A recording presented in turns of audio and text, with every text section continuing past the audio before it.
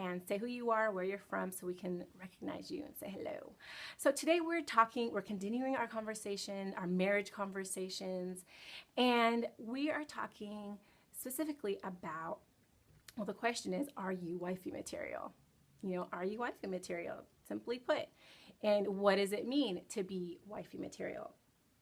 So I have some notes right here on my phone. I was like, okay, let me make some notes because I don't want to, start rambling. So, okay, I guess it's the age that I'm at. I'm 35. I guess it's the age that I'm at. But a lot of my friends now are starting to get married and, build their families or having kids, so forth and so on.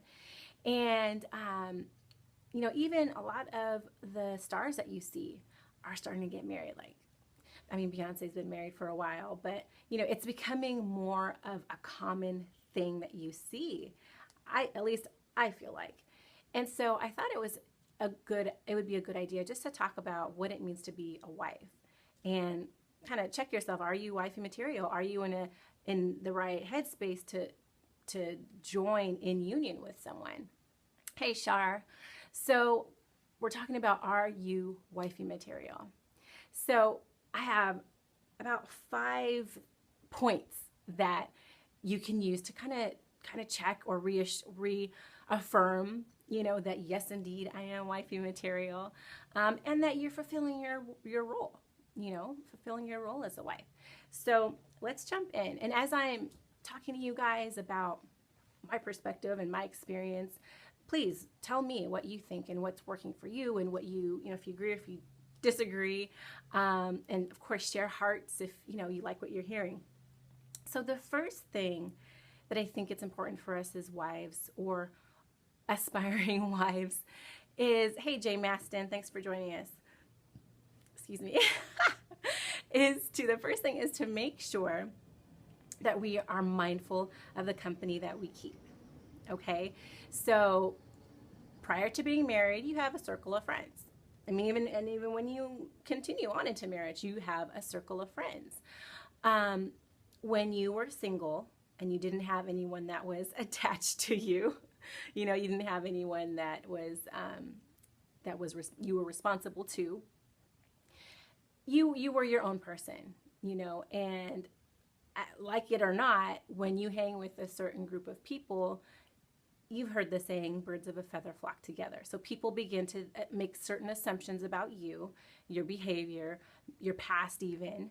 They make certain assumptions about your beliefs, your morals, your values, all of those things. People may not even know you, but simply by the people you connect yourself with and choose to be friends with, people will assume certain things about you. Because after all, you choose your friendships. When your friends are a little rushette, if you will. So, if you choose to, these are the people that you've chosen to be friends with. And I will say that not in every case, not in every case are you the same. Do you have the same values and morals, beliefs as your friends? Most of the times you do. And when you've been friends with someone for a long time, you start to do things similarly and start to agree about the same things. Rush it. So you have to be mindful about the company you keep. Again, if you have friends that have a certain reputation, once you get married, it is wise to love your friends from a distance. Okay, I'm not saying that you can no longer be friends with your Rochette friends, but you need to, assess whether or not this relationship, this friendship, will be healthy going forward. And what I mean by that is, if your husband's friends see you out with, your girlfriends, and they see your friends acting in a way that's not a wifey type of behavior, then they're going to have some second thoughts about you. Hey, Indie Urban, thanks for joining us. They're going to have some second thoughts about you. They may not voice those thoughts to your husband, but they will make an assumption. like it or not, they're going to make an assumption. So we want to make sure that we are mindful of the company that we keep. Love your Rochette friends from a distance. It's fine to be, friends with them, keep in contact with them. But, you want to make sure that when you're out and about, you are surrounding yourself with people that are going to support and uplift and that have the same morals and values that you do. Okay, so that's really important. That's one thing that I want to stress. The other thing is, don't speak negatively of your husband. Don't speak negatively of him on Facebook, through text message, through email, on Twitter, on Periscope, on Blab. No, don't speak negatively of your husband. If you have issues with your husband, talking to somebody else about it negatively isn't going to resolve it anyway. So you need to make sure that you are always, even if you disagree with something, that a decision that he's made, or a choice that, a family choice that he's responsible for, make sure that the point that you want to make, your point of contention, is addressed to him directly. And you're not addressing it to, his sister, you're not addressing it to his mother-in-law, you're not addressing it to his friends. None of those people live in your home. None of those people are married to you. Your union is between you, your husband, and God, and no one else. So you need to make sure that any grievances that you have with your husband are communicated to him directly, and not you don't talk negatively about your husband to your friends or anyone else. And the reason why I feel that's so important is because, we see it sometimes. We see people on Facebook, people on Twitter. I mean, you hear all these stories about, how people on Twitter get on and just go off on people, right? And so when that happens, especially when we're talking about in marriage, when a wife or a husband gets on social media and blasts out their husband or wife in a negative way, unconstructively, it makes those people who are closest to the person complaining. So, for instance, if the wife gets on saying crazy stuff about her husband, the people that are closest to the wife, her brother, her sister, her mom, whoever, they're going to form a certain opinion about the husband now. Okay? And all they care about is the happiness of their daughter, or the happiness of their sister, or the happiness of their, cousin. And hearing all of this negativity from her, like I said, they're going to form a negative opinion of the husband. So when husband and wife rekindle things and they're fine and everything's hunky-dory, and she's on Facebook posting pictures about how happy they are and all the restaurants that they're going to and all the trips that they're taking, it's going to make people wonder, what is wrong with you, wife? You just came on here telling us last week that he was this, that, and everything else under the sun, and now you're sharing pictures about how deeply in love you are. Right, your friends are slow to forgive. Right, your friends are slow to forgive, and they love you. They have your best interest at heart.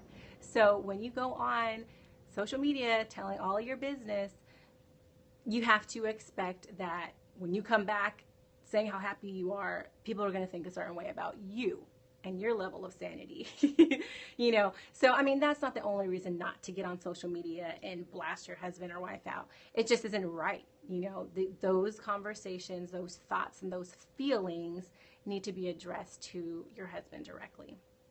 Okay, so that's the second thing. Just making sure that you're not talking negatively about your husband to friends, family, anyone else. It's not their business.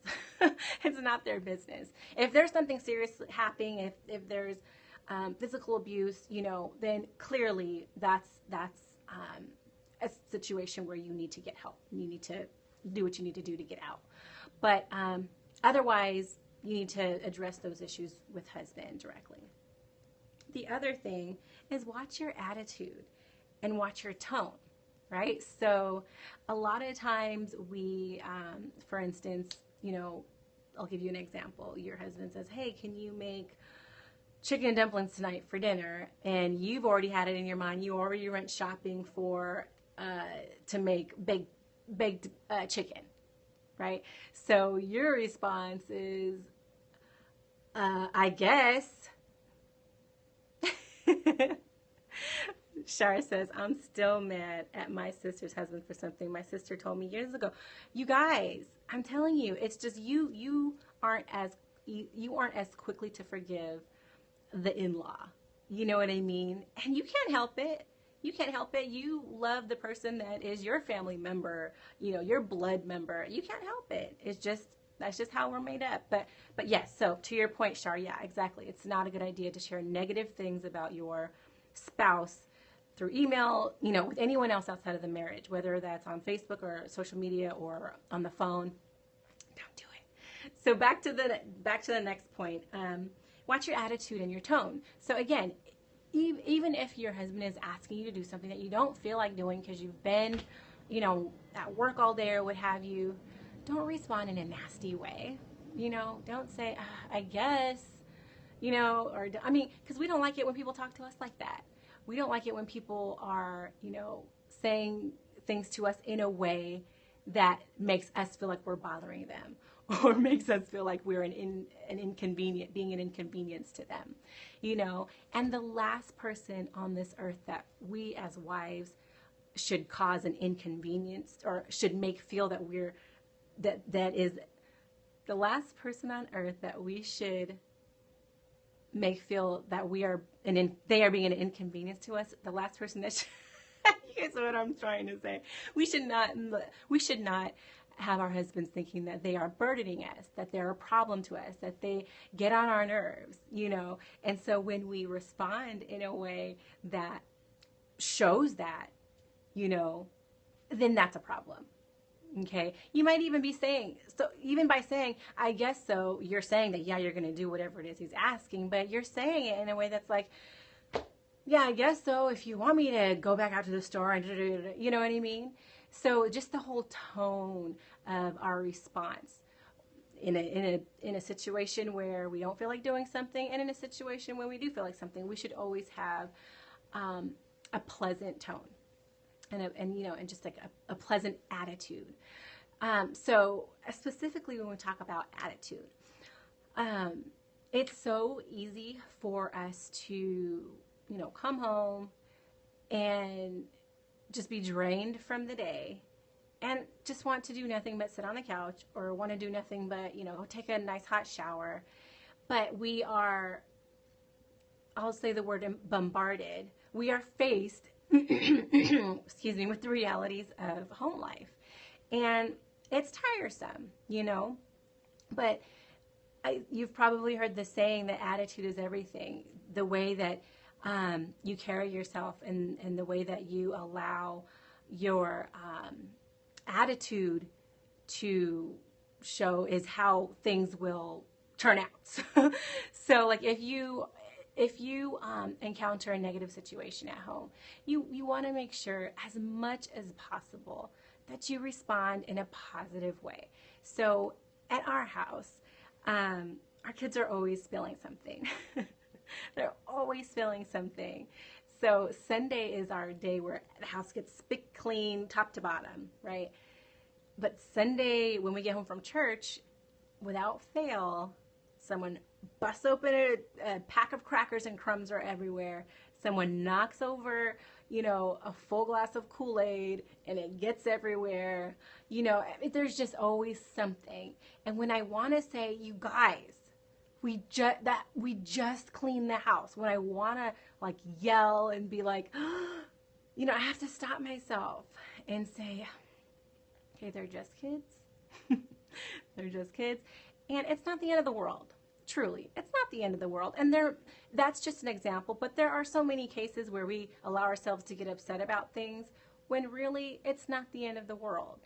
We're getting our blood pressure up and we're upset and we, our vein is popping out in the middle of our head, and it's not even necessary. It's not that serious. So if we just stop, adjust our attitudes, get our minds right, we can say, in that moment, we can say, Okay, so help me clean this up. Let's just help and clean up. Everybody, teamwork. Let's help clean up. And you're done with it. Before you know, you've moved on and